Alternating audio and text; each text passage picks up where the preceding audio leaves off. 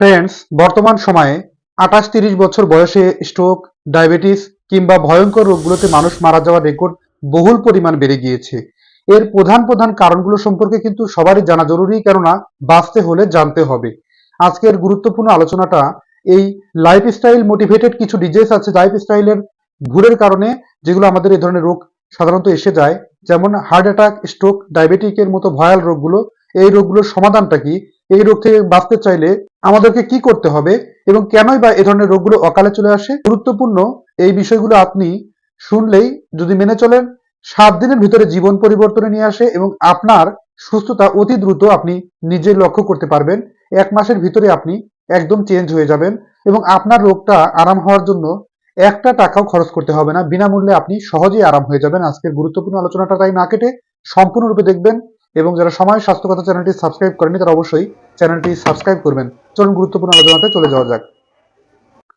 আপনি জানেন কি 28 থেকে 30 বছর বয়সে বর্তমানে ডায়াবেটিক কিংবা স্ট্রোক, হার্ট অ্যাটাক কিংবা ব্লাড প্রেশার বেশি বেড়ে যাওয়ার মতো সমস্যাগুলো কমন সমস্যায় পরিণত হয়েছে? এর প্রধান প্রধান কারণগুলোর ভিতরে অন্যতম কারণ হিসেবে দেখা যায়, নাম্বার 1, মাত্রা অতিরিক্ত ল্যাপটপ চাপা, মোবাইল ফোন চাপা, এরকম বিভিন্ন প্রকার সমস্যাগুলোই কারণে এরকম লক্ষ্য করা গেছে। লম্বা সময় ধরে ল্যাপটপ কিংবা মোবাইল ফোন চাপার কারণে তার দেহে ব্লাড প্রেশার বেড়ে যাওয়ার সম্ভাবনা বেড়ে যায়, মানসিক মনোযোগ এবং মানসিক ভারসাম্য হারিয়ে ফেলা, ব্রেন বিচক্ষণতা কমে যাওয়ার মতো সমস্যাগুলো অতিরিক্ত মাত্রায় দেখা গেছে এবং ব্লাড প্রেশার বেড়ে যাওয়ার সম্ভাবনা বহু গুণে বেড়ে যায়। দ্বিতীয় নম্বরটি হচ্ছে কম পরিমাণ ঘুমানো বা পর্যাপ্ত না ঘুমানো। সাধারণত পর্যাপ্ত ঘুমের অভাবে কিন্তু ব্লাড প্রেশার বেড়ে যায়, বুকে ধরপড়ানির সমস্যা চলে আসতে পারে। এছাড়াও ইনসুলিন রেজিস্ট্যান্স প্রবলেম তৈরি হয় এরকম সমস্যার কারণে, তাই এটি ক্ষেত্রে অনেক সতর্ক থাকা জরুরি।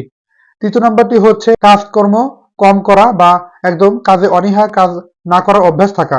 যদি কেউ কাজ একদম বন্ধ করে দেয়, অলস অবস্থায় থাকে, তাদের কিন্তু শরীরে রোগ বাসা বাঁধে, রোগ প্রতিরোধ ক্ষমতা কমে যায়, ব্লাড প্রেশার বেড়ে যাওয়া, অস্থির লাগা, শরীরের যে সমস্ত পেরিফেরাল ডিজিজ চলে আসতে পারে। এছাড়া বিভিন্ন প্রকার রোগ সাধারণত লক্ষ্য করা গেছে। চতুর্থ নম্বর হচ্ছে ফাস্ট ফুড, জাঙ্ক ফুড এবং অতিরিক্ত মিষ্টান্ন জাতীয় চিনির খাবার বাড়ানো বা অতিরিক্ত এই সমস্ত খাবারে আসক্তি থাকা। এগুলো ঝুঁকিপূর্ণ, ব্লাড প্রেশার বাড়ায়, ইনসুলিন রেজিস্ট্যান্স তৈরি করে, ডায়াবেটিক্স প্রবলেম তৈরি করে, স্ট্রোকের মতো ভয়াল রোগগুলো নিয়ে আসে এই ধরনের এই বিশেষ ধরনের খাবার বা ফাস্টফুড, মিষ্টি জাতীয় খাবার। তো এক্ষেত্রে অনেক সতর্ক হওয়া জরুরি। বন্ধুরা, এ ধরনের রোগীদের সাধারণত কি কি সমস্যা তৈরি হয়? ইনসুলিন রেজিস্ট্যান্স হয়, ব্লাড প্রেশার বেড়ে যাওয়ার সমস্যা তৈরি হয়, চর্বি জমে যায় দেহে, অতিরিক্ত মেদ জমা হওয়া, 28 থেকে 30 বছরে বার্ধক্যজনিত ছাপ চলে আসা এবং কারো কারো ক্ষেত্রে দেখা গেছে যে তাদের ডায়াবেটিক প্রবলেম অল্প বয়সে চলে আসে এবং ব্লাড প্রেশার বেড়ে যাওয়ার পাশাপাশি সর্বশেষে হঠাৎ করে স্ট্রোক হয়ে রোগী মারা যাওয়ার মতো বা ভয়ঙ্কর অবস্থার পরিস্থিতি তৈরি হতে পারে। সমাধান কি? প্রতিদিন 30 মিনিট সময় নিয়মিত হাঁটার অভ্যাস তৈরি করা, সকালে কিংবা সন্ধ্যায়। এর পাশাপাশি পর্যাপ্ত পরিমাণ ঘুমানোর অভ্যাস তৈরি করা, পর্যাপ্ত পানি পান করা এবং শাকসবজি, ফলমূল, কাঁচা শাকসবজি, ফলমূল বেশি বেশি গ্রহণ করা এবং চর্বি জাতীয় খাবার, মিষ্টান্ন জাতীয় খাবার, ফাস্টফুড, জাঙ্ক ফুড এড়িয়ে নিজেকে সজাগ রাখা। ল্যাপটপ কিংবা মোবাইল ফোন লম্বা সময় না চেপে আপনি বিশ্রাম নেওয়ার অভ্যাস তৈরি করুন। লম্বা সময় বসে থাকতে হয় এমন কাজ এড়িয়ে চলুন। প্রয়োজনে দাঁড়িয়ে কিংবা হাঁটার অভ্যাস তৈরি করুন।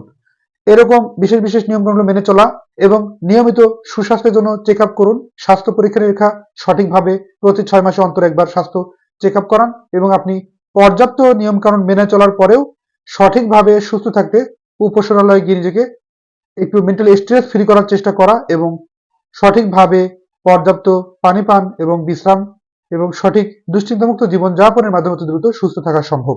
এবং 28-30 বছরের ধরনের ভয়াল রোগ থেকে সুস্থ থাকতে নিজেকে সজাগ করা খুবই গুরুত্বপূর্ণ। ধন্যবাদ বন্ধুরা। আজকের এই বিশেষ বিশেষ নিয়মকানুনগুলো আপনার কতটা কাজে লাগছে অবশ্যই কমেন্ট করে জানাবেন।